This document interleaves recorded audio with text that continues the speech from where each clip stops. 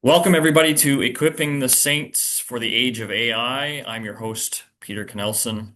Today, I am joined by Reverend Ted Giese, and it's a great honor to have you on the podcast today. Welcome. Thanks. And what we'll do right off the bat is just why don't you tell us about yourself, a little bit about what you do, and yeah, I'll give you the floor. Before we get into today's episode with Ted Giese, I'm going to show you an example of what AI can do, this time on the video side of things, because Ted Giese and I will be talking a little bit about the film industry. I want to show you an example of how AI could be affecting the film industry, and here's this became kind of a meme starting in 2023 with people trying to generate videos of Will Smith eating spaghetti. So you'll see in this video, credit to Dreadmaker here, you'll see in this video, I just pulled it up quickly.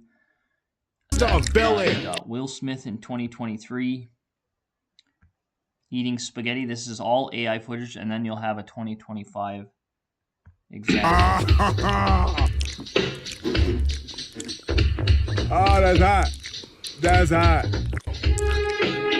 Uncle Phil, come try this. There you go. You get the idea already of that. It's pretty wonky. It's not very convincing. But then go to 2025, Will Smith eating spaghetti. This is all AI generated. Yo, this is hitting. Whoever made this, you got my respect. Little red sauce, little cheese, perfect combo. Glad you like like it? That's saucy right there. Look. Fork do a twirl, noodles on a mission, landed in my mouth like a first class ticket. Mama be proud. Yo, this spaghetti is smooth like Sunday morning. Who made this? Chef Boy or what? You did. That's right. Prince of Pasta, baby. Crown me. Okay, so that's a pretty wild example of what AI can do, especially because at the first, in 2023, just 2 years ago in 2023, it was like, man, this is going to take a forever for AI video to be convincing at all. And then 2025, you see that video.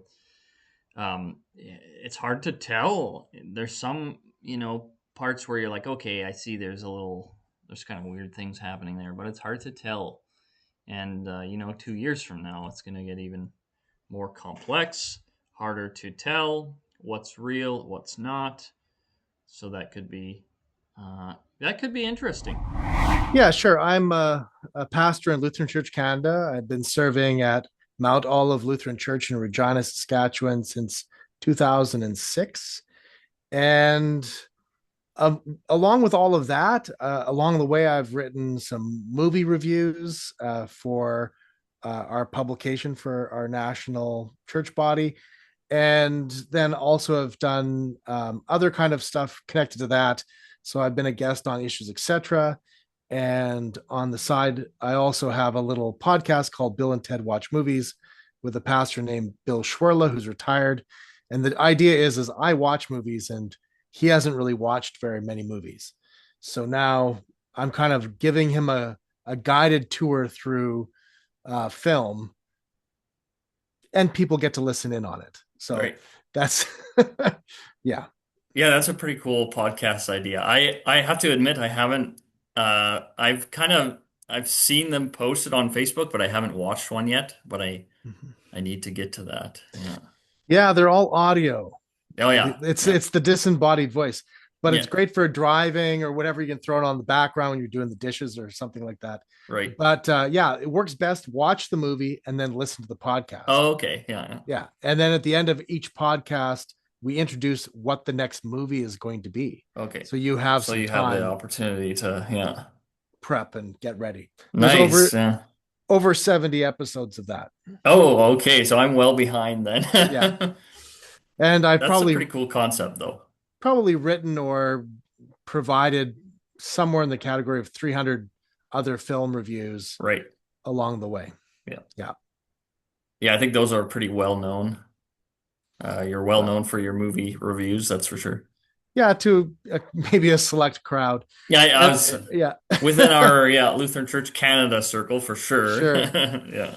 And then that has also given me some opportunity to teach a little bit. So I've taught twice at CLTS in St. Catharines, Right. Ontario.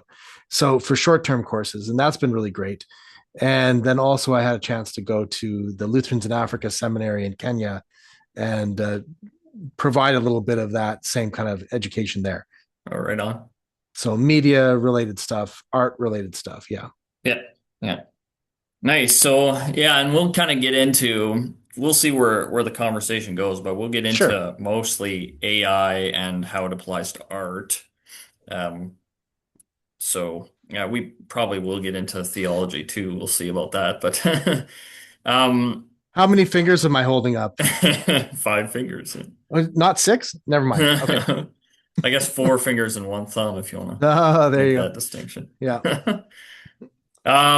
So I asked this, it's kind of a very broad and general question, but I like to do that to my guests. So just right off the bat, what's your stance on AI? I don't know, careful, cautious, I suppose. Yeah, Essentially, you need to look at them as tools. right. So if you're going to, I don't know, you're going to have some kind of project, let's say you're going to build something at your house for a renovation project, you're going to need certain tools to get the renovation project done. So you're going to go to Home Depot or someplace and you're going to have choices between like I don't know, Craftmaster and some other brand. So you got to Right. pick which tool is going to be the best for what you're trying to do, I think. This Mhm. is one of the things, except of course your hammer that you buy or your circular saw, it's not going to have a little conversation with you about anything. So That's true. it's not implied that it's, has any intelligence of its own. Yeah. So and I think that's one of the things with AI when I look at it, my stance is that I think it oversells the idea Yeah, of the intelligence part. for sure. So as a result, you should probably just be very careful about what you're doing with it and how you're using it. Yeah. And occasionally you get these stories that pop up, and you think, wow, that's kind of a strange thing. And of course, maybe the more salacious kind of, I don't know, flashy stories are the ones that come to the surface. But Yeah. I did come across this one where this lady ended up kind of started to use AI like on a Ouija board and Mm. wanted to talk to like these and like celestial guardians, and Okay. AI just said sure, they're here. Yeah. I start talking to them, and then she fell in love with one of them, Oh and yeah. Oh wow. her and her husband got into she assaulted her husband. The police had to come, Oof. and she's like, well, I've got degrees, like I'm a from universities and stuff. I'm like, I'm not a crazy person, Yeah. except crazy things happened. Hmm. and Hmm. and that happened because the tool was not being used probably the way it was intended. Yeah, for sure. And I think more generally too, like that's going to be a pretty significant problem. I haven't talked about this on the podcast yet, but it's going to be a pretty significant problem, I think, for example, psychologists or potentially pastors as well, dealing with Mm-hmm. AI relationships when people get entangled into, especially like romantic relationships. It's obviously not a real romantic relationship, but it feels that way. Well, there's a whole movie that's based on that. Yes, yeah, exactly. Her by Spike Jones, Right. right, with Joaquin Phoenix and the voice of Scarlett Johansson Yeah, playing the AI assistant right. that he falls in love with. And Yeah, and I think when that movie came out, it was still a bit like this is in the distance, kind of. This could mhm, happen, but now we're in a time where it's like, yeah, you can do that, sort yes. of thing, right? Mhm. So something to be cautious about when you're engaging with AI is not to go too deep into the feelings and stuff like that. At least I think. Probably great for like figuring out what you want to have for supper and Yeah. like guiding you through the recipe, Yeah. but maybe even there you want to be, have your wits about you, because Yeah. you don't want to have like an AI hallucination while you're going through your meal prep and then you end up accidentally poisoning your guests. and or family, right? Yeah, So I suppose. yeah. There is one thing you can, we've done this because it's kind of more of a practical thing, but when you're like running out of ingredients and you don't really know what to make, you can take a picture of what's in your pantry and then it'll give you suggestions on how to use Mhm. it's just kind of a practical, but Right. the risk is there still Mhm. in terms of, accidentally poisoning yourself or something like that, but Add 1 tablespoon of bleach. Hang on, yeah, yeah, definitely think about that one. not the right recipe. No. So moving on to movies Mhm. specifically, like I see AI clips, little clips here and there that have evolved quite significantly, but like, and then I've heard of, ideas out there of like one day we'll be able to make AI, like full length AI movies. Mhm. Um, and even for ourselves, like if we'll sit down one night and we'll have an idea in our head and we'll just be like, I want to watch this movie, put the prompt in, and then it'll generate some movie for you. Do you think that's kind of Uh, first of all, do you think that's possible? And then kind of elaborate and go into some more, how AI is being used in movies right now. it'll get there. I Yeah. like I think that like the areas that it's being used, like there's a whole bunch of things we can look at. Like one thing is in terms of it being a tool, I think, are you familiar with the despecialized edition of Star Wars, the original? Not so much, no. But so there was like Lucasfilm has said like, well, we can't provide like a Blu-ray 4K version of the original film at this time, as it was in theaters. Mhm. They did some added extra things in, and then there was a guy named Harmy, and he, with a bunch of people from around the world on their own, despecialized it, and Okay. then made it like a Blu-ray, and then now there's a project where it's a 4K thing. But this is Right. all fan oriented work that's being done. And I don't know, like copyright is another question that comes up with AI related things, but they're doing it the hard way. They're like finding actual prints and scanning them, and they're going in and like doing the touching up and everything to digitally remaster it. Oh, really? Well, And the thing with AI is that that's going to probably be able, what took years, like probably they're going to be able to do remastering of films, and it'll be fast. yeah. Yeah. The challenge right now is the samey kind of thing that happens with AI, and probably stuff like how to deal with film grain that's analog and organic looking, and not like smoothed over, or different things that could be a problem. But I think that that's an area that they're going to be using probably AI in quite a bit. It's going to speed up certain graphic design related stuff. So CGI related things, it'll just speed up the process, right? Right. But you're going to still need to have people involved when it comes to quality control. Yeah. Like I was joking about how many fingers. Like there's going to be things that don't look right until they figure out how to make them look right. Mhm. That's kind of an area.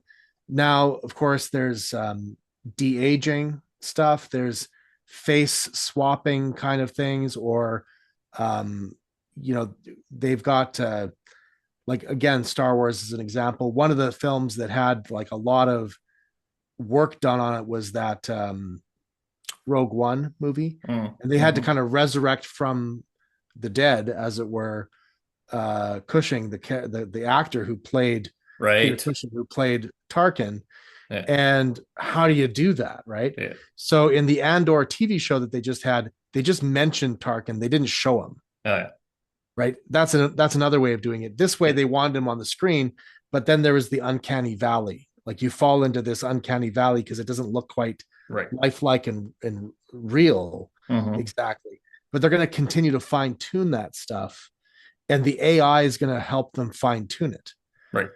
But it's just getting the tools into the place to make it really, really work. to the point where it's kind of like the Turing test kind of thing.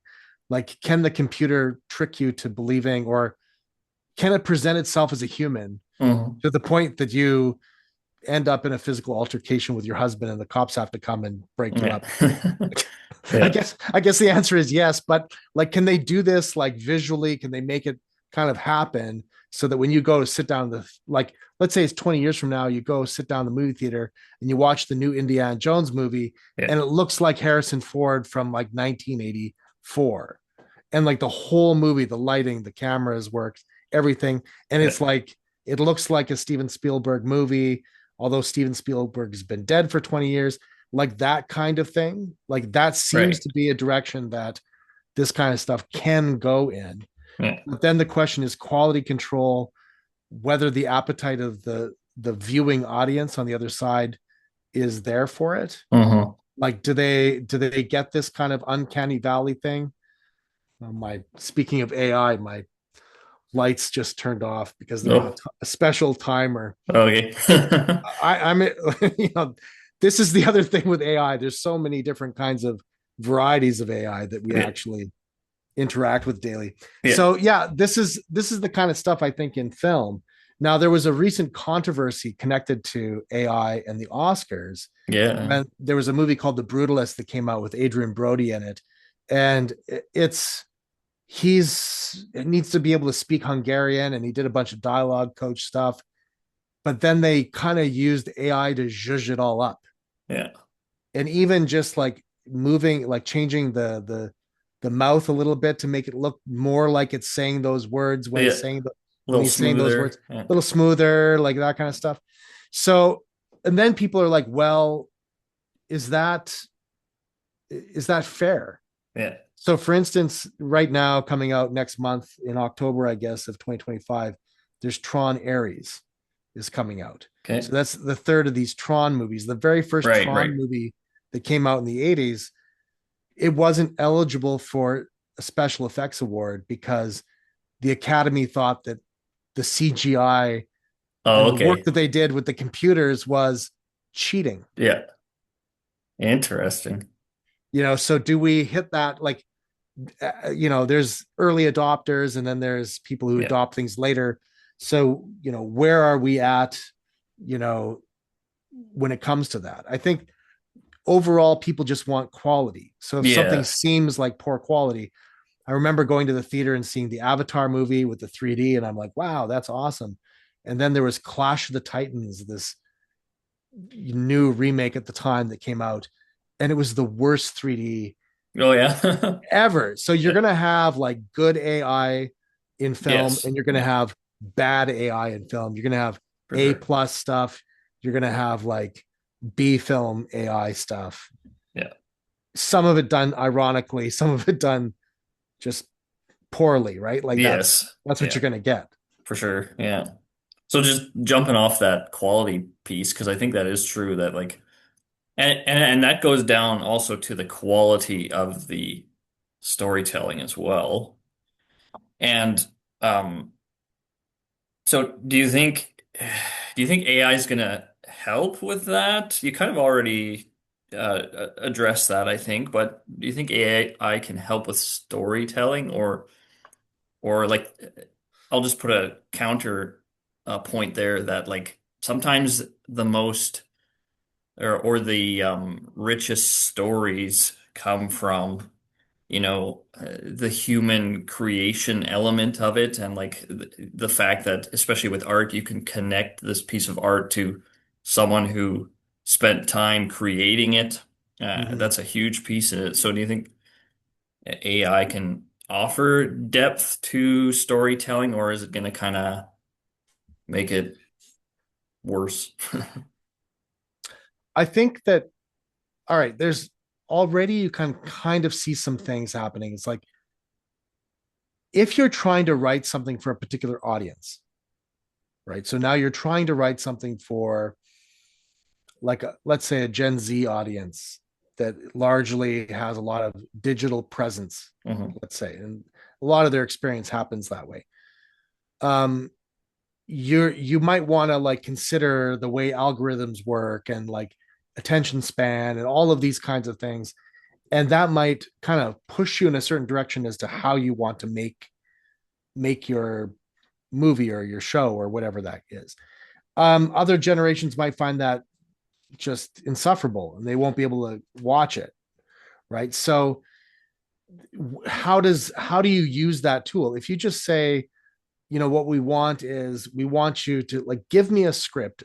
Hey, Chat GPT, give Yeah. me a script with these actors in this franchise doing these things, and these are these plot points. They have to. This has to happen at this point. This has to happen at this point. This many minutes in. This many minutes in, and then it just goes bloop, and Yeah. there's your script, Yeah. right? So this is like the equivalent of script by committee, Okay. Yeah. because what ChatGPT has done is it's raked out from different sources like Wikipedia, let's say, Yeah. which apparently was never supposed to be a good source anyways, Yeah. right? Yeah. Right? Like, it's true because Apparently. Yeah. it's on Wikipedia. So like Yeah. that and Reddit and whatever, and they rake all of that stuff in, Yeah. and it's script by committee, but you didn't see the committee, Right. Right. right? So and if the AI you're using, let's say, has you in a particular silo or bubble or something, then it's only going to be a certain kind of information that you have in the script. If you're using it in such a way, I think, like, if I was a script writer, let's say, I might use it to create the unexpected. Mm. So let's say that you're writing it and you're like, you've got a script and you're like, okay, I'm going to feed this in and I'm going to say, I need something that the audience won't expect, Yeah. Yeah. and you take suggestions. Right. Like if you're using it, or to get some, I don't know, real-time feedback on things, I guess. But you need to have a revision process, right, where Yeah. there's a real human dealing with the quality control thing. Right. That piece of it has to be sorted out. You can't just go, well, that's good enough. And because every kind of media where people just go, well, that's good enough, that's not good enough. No. it's No. a, That's it's a not a big problem. quality Yeah. that we want. Yeah. Yeah. Yeah. Wow. And like I'll say this, some of my favorite stories uh, have like very theological points to them, or very, what's the better way to put that? Religious points. I don't know what you want to say, Mhm. what you want to call that, but it's kind of steeped in theology. One of them is The Count of Monte Cristo, and I haven't actually read through the full series there of that, but I've read a little bit of it. But the movie is pretty good too. And I think that's for me, that's what brings a lot of quality into storytelling. Of course, that's kind of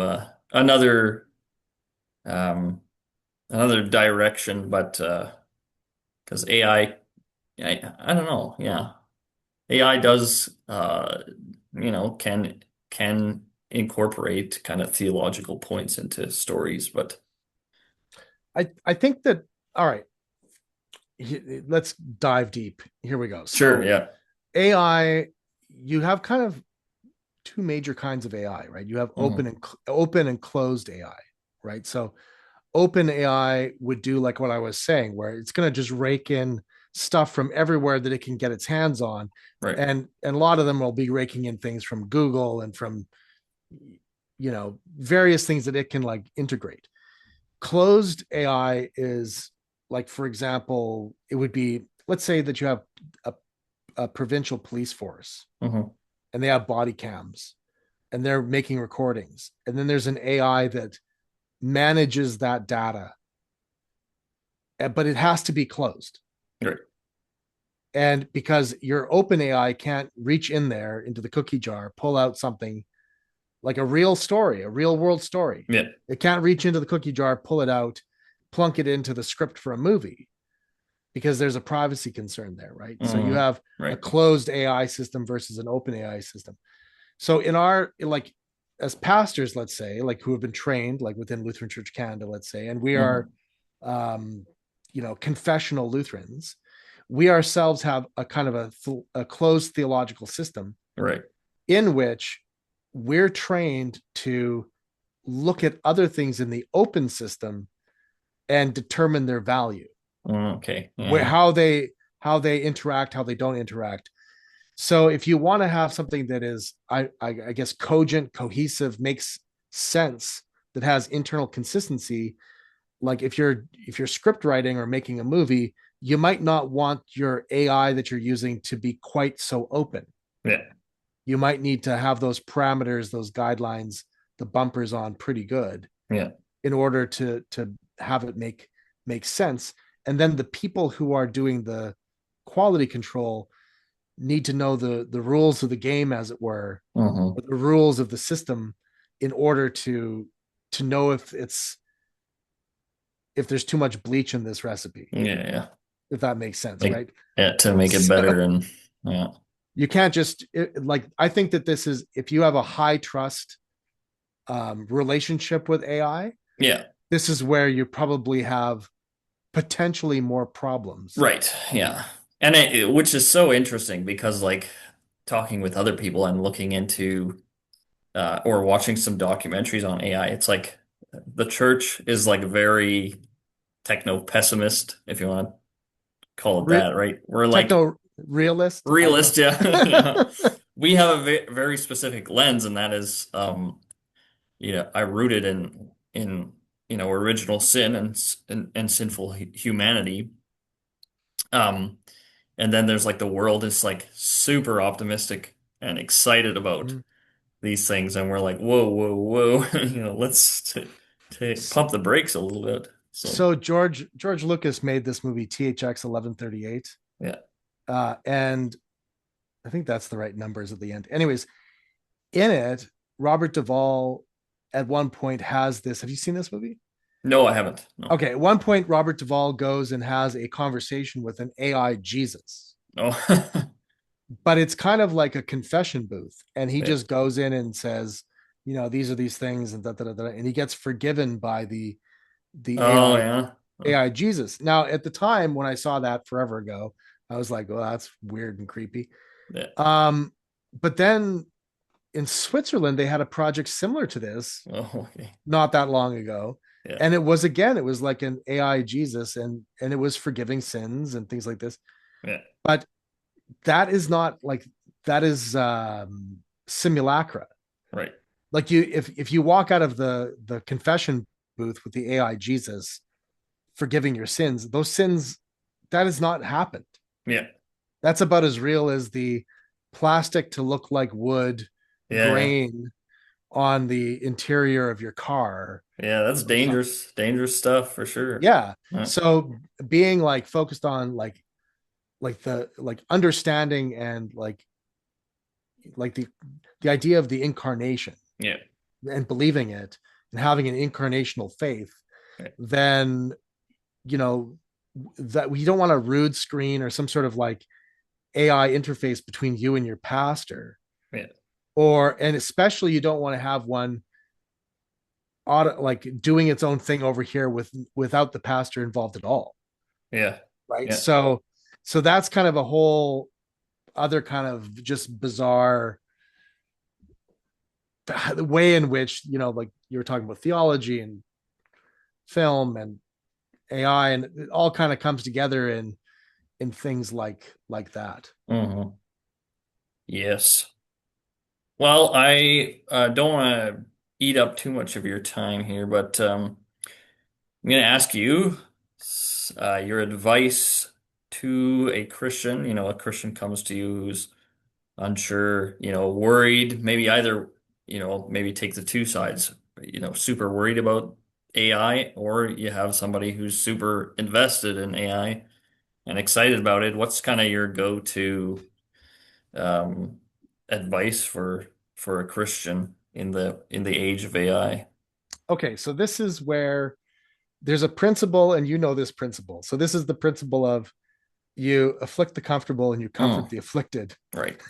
So if somebody comes and they're super comfortable and pumped about everything, then you might want to afflict them a little bit with some techno realism. Yes.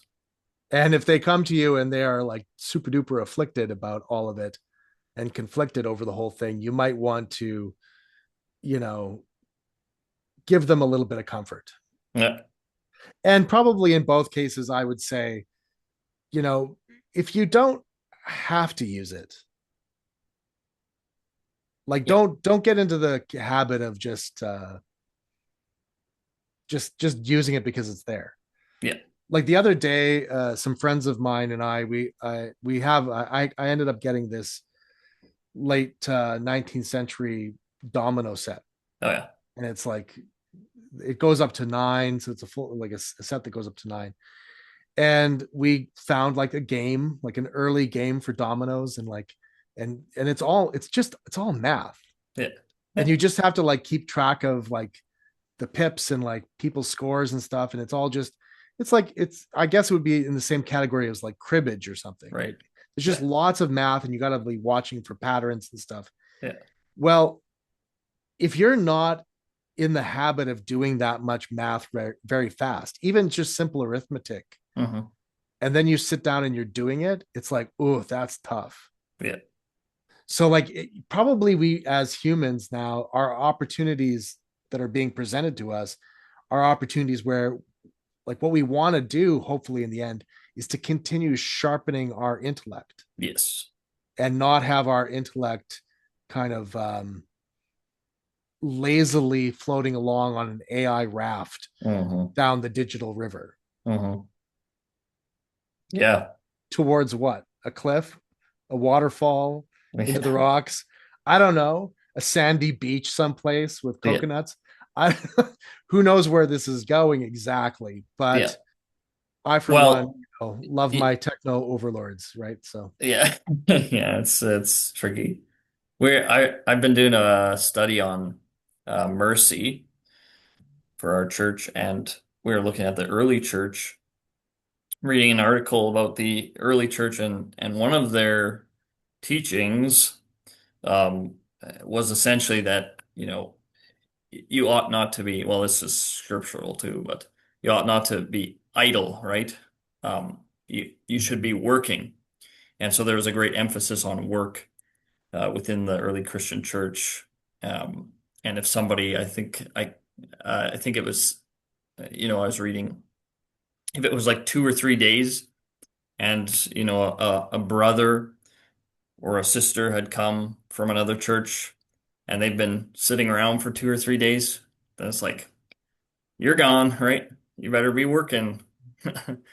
So, kind of an interesting concept to think about that, and the idleness that our, intellect engages in when we're using AI too heavily. But mhm. but I will wrap it up there. Thank you so much for joining me and for You're your welcome. insight. I want to throw in one last Sure, thing. yeah. So, there's something that I'm kind of curious. I'd like to revisit it. I haven't had a chance to watch it recently, but there is this movie called The Congress from 2013. Are you familiar with this? No, I have to admit I don't watch too many movies anymore. So Okay, all right. So this is a movie with Robin Wright and Harvey Keitel and John Hamm. And just in a nutshell, it's this is the IMDb kind yeah. of synopsis. An aging out of work actress accepts one last job, though the consequences of her decision affect her in a way she didn't consider. And it's actually all about your likeness in the future. Like if you're an actor and you sign over your likeness and Hmm. it can be used even after your death. Right. So this movie Oh deals yeah, with that yeah. idea all the way back in 2013, all the way back in 2013. Yeah. And but like for myself and maybe for you, like if you have like hundreds and hundreds of hours of Yep. your voice or your image online that can be captured, fed into an AI, and Hmm. then utilized. Well, what does all that mean? And Hmm. what do you do with your digital identity? Yeah, yeah. Now we have a digital identity Yeah. where in the past we didn't. And that is a question moving forward that I think is worth thinking about considering Yeah, that's a huge question. Yeah. contemplating. Yeah. Yeah. So thanks for having me on. Yeah, thank you for your insight on everything and God's peace to you. And to you. Thank you.